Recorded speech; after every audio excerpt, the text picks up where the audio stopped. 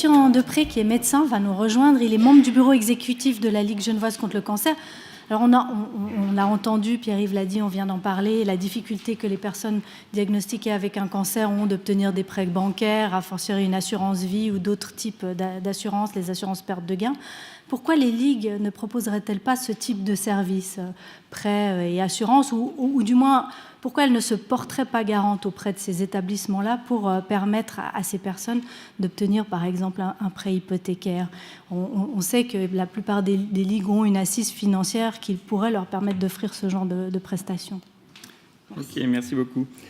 Tout d'abord, j'aimerais rappeler que la Ligue genevoise contre le cancer, c'est une association à but non lucratif, qu'elle vit en fait de l'argent qu'elle reçoit de ses généreux donateurs, que son activité essentielle, c'est à 50% l'aide aux malades et les autres 50%, c'est le soutien à la recherche contre le cancer. C'est une association qui n'est pas subventionnée par l'État, donc une association privée. Alors à la Ligue, tous les jours, on a un grand nombre de patients qui consultent, essentiellement pour des problèmes médicaux, mais malheureusement également assez souvent pour des problèmes financiers ou pour des problèmes d'assurance. Et puis la problématique qu'on discute ce soir, c'est-à-dire des patients qui se voient refuser une assurance vie, une assurance perte de gain ou un prêt bancaire pour la raison qu'ils ont des antécédents de cancer, eh bien c'est une situation qui se présente assez régulièrement. Pour ces patients, il faut bien comprendre que si on leur propose une assurance avec une réserve, notamment à cause de leur maladie cancéreuse, ça veut dire que si ils rechutent, eh bien, ils ne vont pas bénéficier de leur assurance. Alors, on peut dire que si c'est des patients qui sont considérés comme guéris, peut-être que le risque de rechute il doit être relativement modeste, mais on peut dire aussi que si le patient présente un autre cancer ou si le patient présente des complications liées à son premier cancer, et on sait que les traitements qu'on administre contre le cancer, la radiothérapie, la chimiothérapie peut faire des complications et d'autres problèmes à long terme, eh bien l'assurance peut se retourner contre ces patients en argument de la réserve qu'ils ont mis.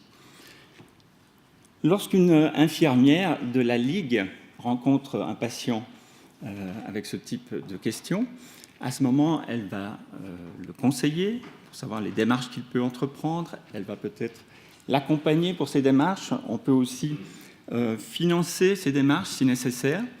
Mais c'est vrai qu'on n'arrivera pratiquement jamais à obtenir gain de cause.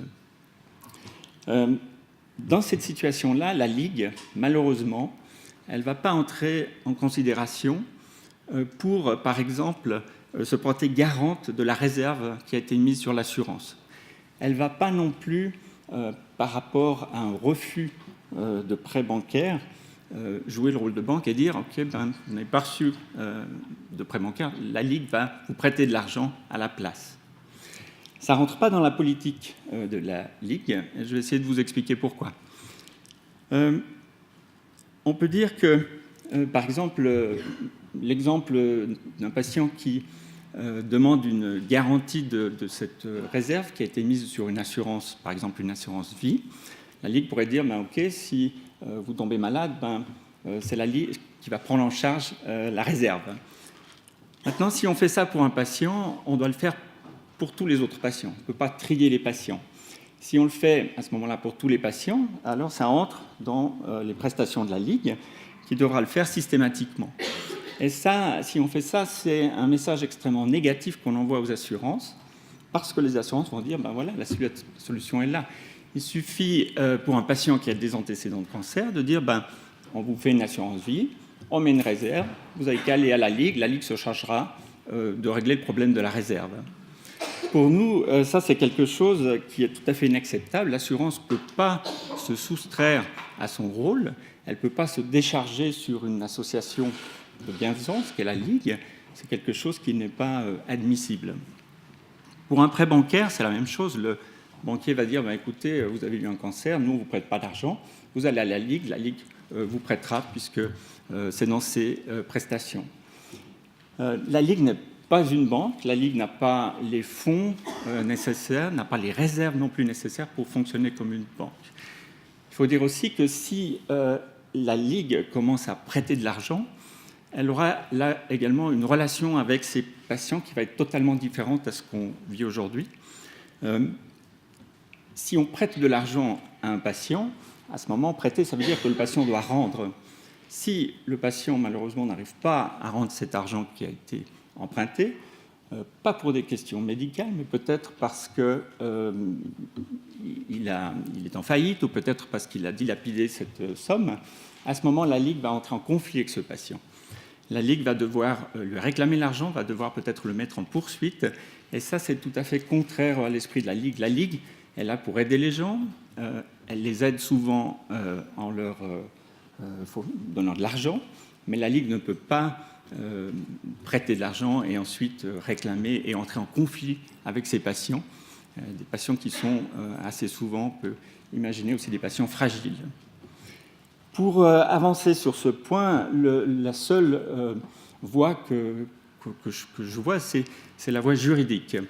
Et actuellement, la Ligue suisse contre le cancer est en cours de procédure pour essayer de déterminer une loi ou au moins une jurisprudence qui empêcherait les assureurs de mettre une réserve sur une assurance vie ou sur une assurance perte de gain sous prétexte que le patient aurait des antécédents de cancer. On peut imaginer que c'est des démarches qui sont difficiles, que ce n'est pas évident d'arriver à une loi rapidement. Si on prend déjà simplement la définition de guérison pour un cancer, je pense qu'un oncologue n'aura pas la même définition de guérison qu'un assureur, ou qu'un banquier, ou même qu'un juge. Et pour finir, je dirais que, pour conclure, que la Ligue genevoise ne peut pas et ne doit pas remplacer un banquier. Elle ne peut pas, elle ne doit pas remplacer non plus un assureur. Je pense que ça poserait plus de problèmes et ça probablement bloquerait un peu les démarches qui sont actuellement des démarches plutôt d'approche juridique où l'assureur doit faire face à ses obligations et doit remplir son rôle d'assureur, même si il prend parfois quelques risques. Merci beaucoup. C'est une bonne nouvelle, la question de cette loi, en fait. Elle n'est pas encore là, mais... Qui, on l'espère, rentrera en vigueur. Merci beaucoup.